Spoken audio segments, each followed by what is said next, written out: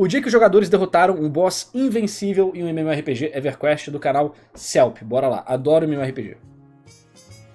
Salve moçada, Celp na voz, bom dia, boa tarde ou boa noite, boas-vindas a mais um vídeo. Se você joga videogame há algum tempo, você... É muito engraçado esses comerciais de jogo, né? O cara jogando League of Legends com controle de videogame, mano.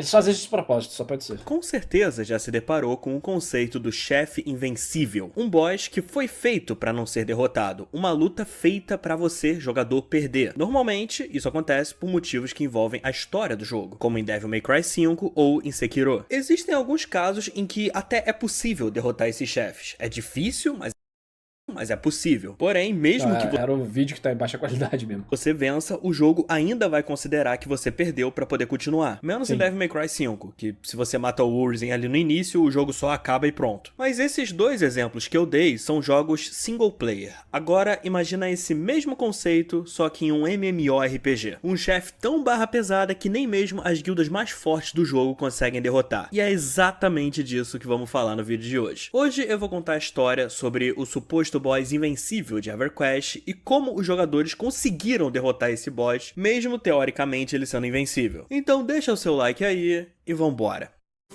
Normalmente quando eu falo de MMORPG, eu trago histórias de WoW aqui pro canal. Tem que trazer a história de Ragnarok Online, pô. Hoje eu resolvi variar um pouco e falar de um outro MMO. EverQuest. Contextualizando brevemente, EverQuest é um MMORPG lançado em 99. Ele foi o primeiro MMORPG a usar uma engine 3D e é considerado o avô dos MMORPGs modernos. Nele, os jogadores se aventuram pelo mundo de Nohath, enfrentando monstros clássicos de fantasia medieval. O jogo teve seu período clássico e foi lançando expansão conforme os anos foram passando. Uma de suas expansões se chamava Scars of Velious, e essa expansão trazia um novo continente chamado Velious, com monstros absurdamente poderosos. Os famosos chefes de mundo, ou chefes de raid, como são chamados aqui. Aquelas criaturas que tem em MMO que precisa juntar 20, 30, 40 pessoas pra matar. Às vezes mais, dependendo do jogo. Esse tipo de inimigo é muito forte, ele é meio único no mapa e normalmente eles costumam ter drops muito bons. Quando a expansão lançou, os jogadores eles foram se aventurando cada vez mais pelo continente novo e foram derrotando esses grandes chefes um por um. E em determinado momento, todos os chefes já haviam sido derrotados pelo menos uma vez pelos jogadores. Menos um.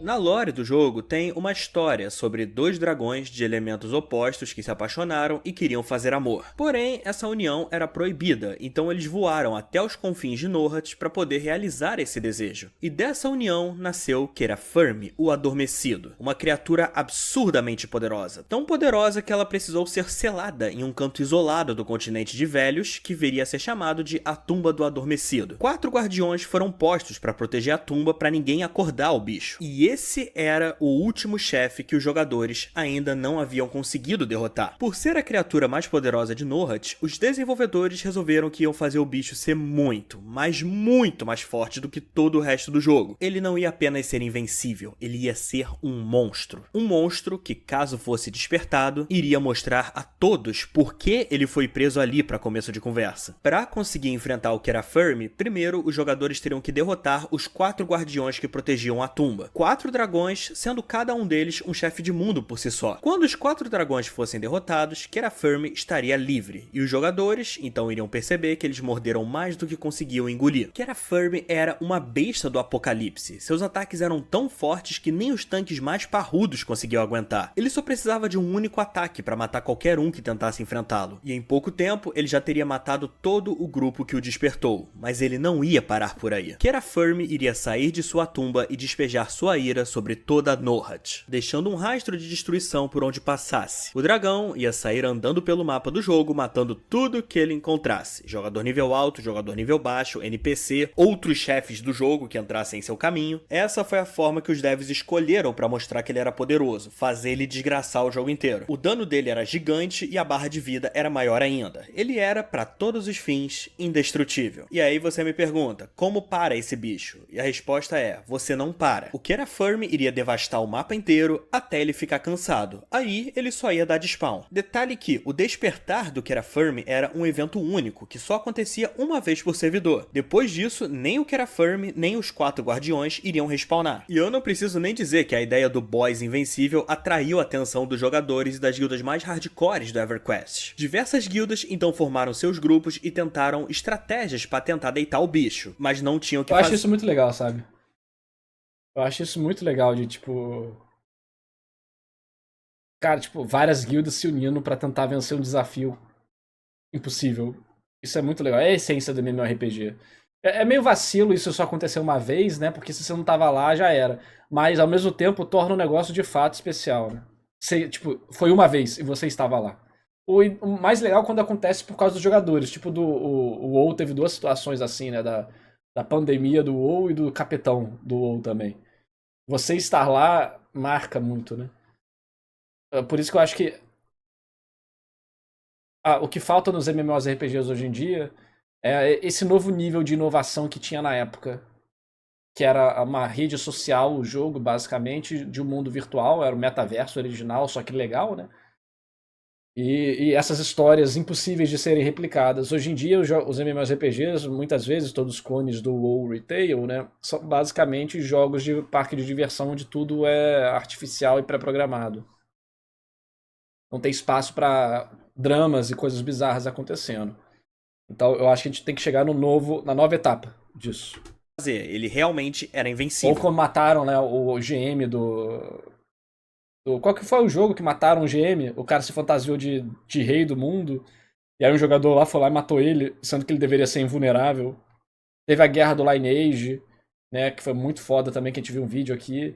Então, cara, imagina isso. Imagina você estar presente no dia que o cara matou o GM, administrador do jogo, que tava como rei do mundo, e aí ativou um monte de NPC pra sair matando todo mundo. Cara, que doideira, cara. Olha que doideira.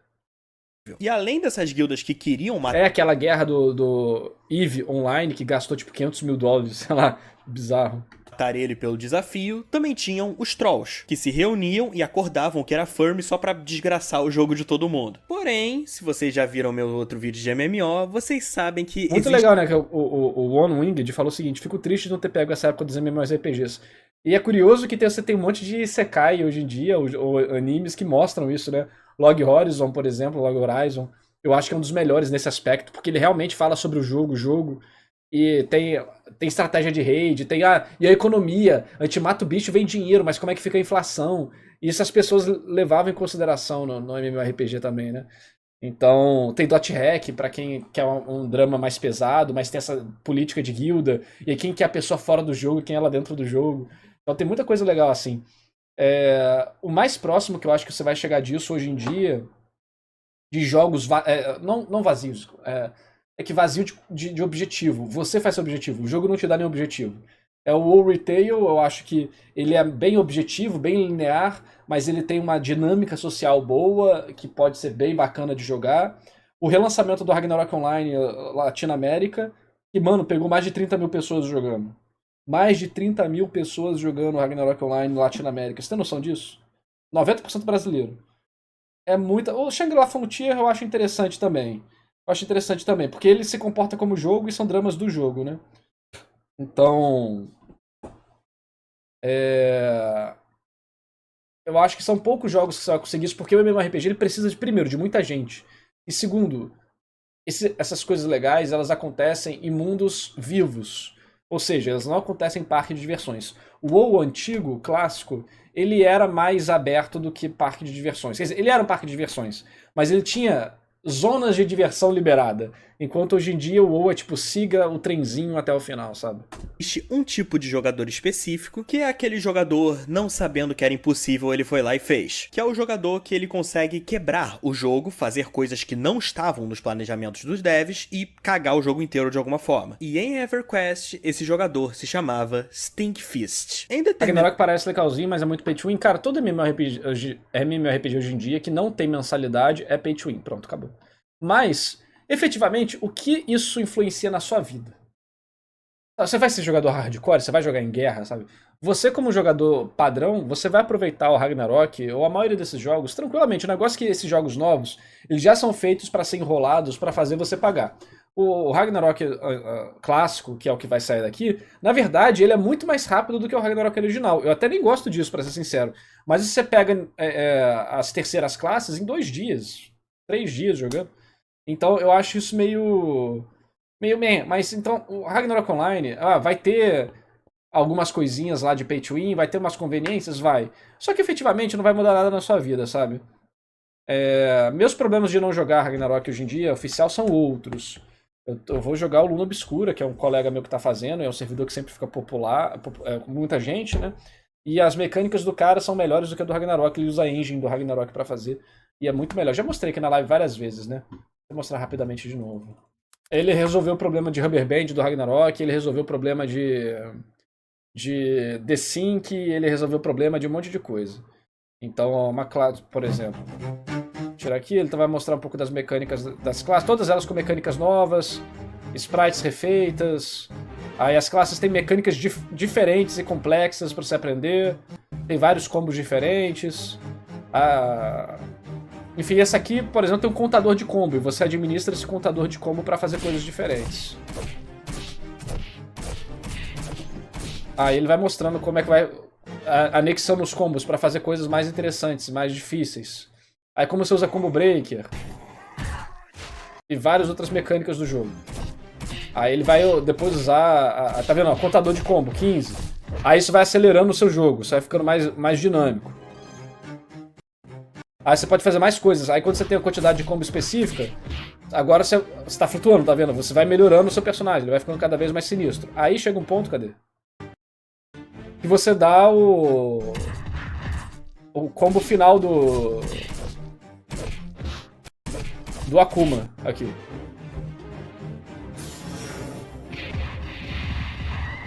É um negócio bem divertido, sabe? E é mecanicamente muito bom, e o projeto em geral o cara já se comprovou como um dos melhores desenvolvedores de Ragnarok. É ele, o Zell e mais alguns outros aí que são os melhores desenvolvedores de Ragnarok que existem. Tá com o Necromancer também, coisa que não tinha no Ragnarok clássico. Tá com o Necromancer aqui, cadê? Deixa eu mostrar a habilidade aqui do Necromancer.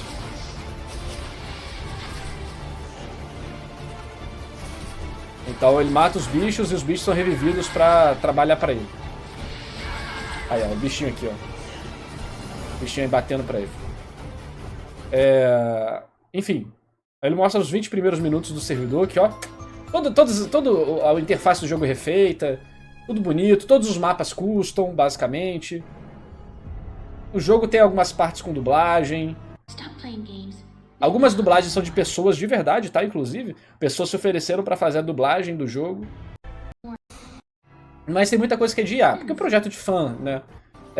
Inclusive, a arte tá sendo refeita também pra ficar mais bacana.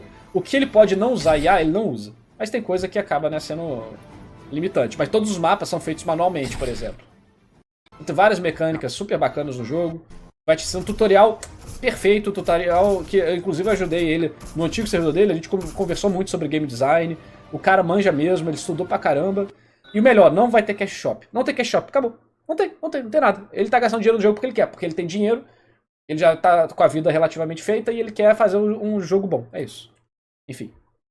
Em determinado momento, todos os servidores já tinham despertado o que era Firm, menos um, o servidor Halus Zack, um servidor PVP. Esse servidor ele era conhecido por ser... como é que eu posso dizer? Pois é, o cara resolveu vários bugs que a Gravity até hoje não corrigiu. Ele fez isso. Ele, o Zell também fez, só que de outra forma. Os caras são muito brabos. Ser meio Rio de Janeiro das ideias. No sentido de que o PVP comia solto e ele era controlado por guildas grandes que disputavam entre si os recursos, incluindo os chefes do jogo. E o motivo do Firm não ter despertado lá ainda é justamente porque essas grandes guildas não deixavam isso acontecer. Apesar de todas as diferenças, elas tinham esse acordo de não vamos acordar o Firm. Se você matasse os 4 dragões e acordasse o bicho, nenhum dos chefes daria respawn. Mas se você, por exemplo, matasse matasse só 2, esses 2 dariam respawn e poderiam ser mortos de novo por mais loot. E é exatamente por isso que o Kerafermi nunca tinha sido acordado lá. As guildas não queriam perder esse loot, então eles mantinham controle sobre os guardiões e sobre o Kerafermi. Também tem o fato de que em um servidor PVP, os jogadores estão mais preocupados em ficar se matando do que brigar com o bicho invencível, mas isso é um detalhe. Porém, em determinado momento, um sujeito chamado Stinkfist resolveu quebrar esse pacto. Ele tinha acabado de sair de uma guilda grande e resolveu que ele ia acordar o Kerafermi. Ele montou uma nova guilda chamada The Curse e falou: vamos acordar o Kerafermi. E as outras guildas do servidor falaram: não, vocês não vão. E no começo rolaram várias batalhas entre a The Curse e as outras grandes guildas do servidor, até as guildas começarem a perceber que era só questão de tempo até o Stinkfist conseguir o que ele queria. Os jogadores perceberam que estavam apenas adiando o inevitável, então resolveram mudar a estratégia. As guildas acabaram chegando em um novo acordo, e esse acordo era basicamente: a gente vai acordar esse bicho, mas se a gente vai acordar esse bicho é pra matar ele. Unidos por um inimigo em comum, as maiores guildas do servidor se juntaram com mais de 200 jogadores para enfrentar o Kerafermi. E a estratégia era bem simples: não recuem sobre hipótese nenhuma. Eles iam dar fim no Kerafermi, não importava quantos jogadores perdessem no processo. Com um detalhe, tava todo mundo assistindo isso. A comunidade de EverQuest e até os próprios devs se reuniram para ver como que a luta ia ser. Com a força total do servidor, os 4 guardiões caíram rapidinho. Caraca, um servidor inteiro contra uma criatura só.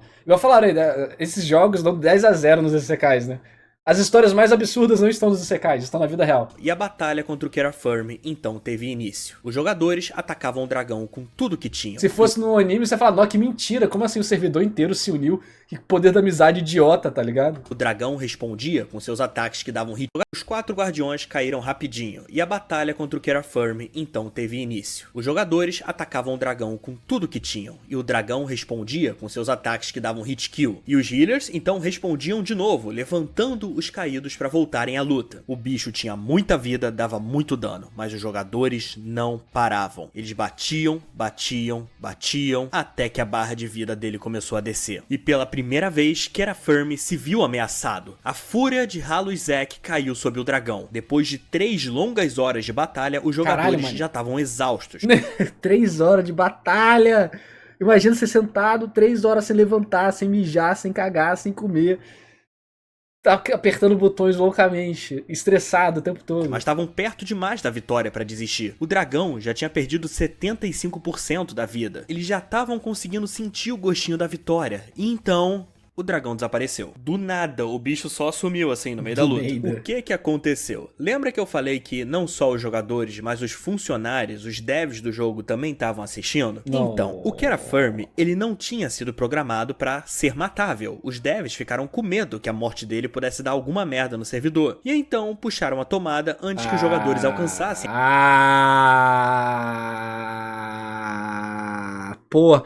Ah, mano, que estraga prazer, mané. Fazia uma marcação de tempo e dava um rollback, sei lá, mas fazer isso no meio da brincadeira, cara, que mancada. Salvo pelo roteiro, mané.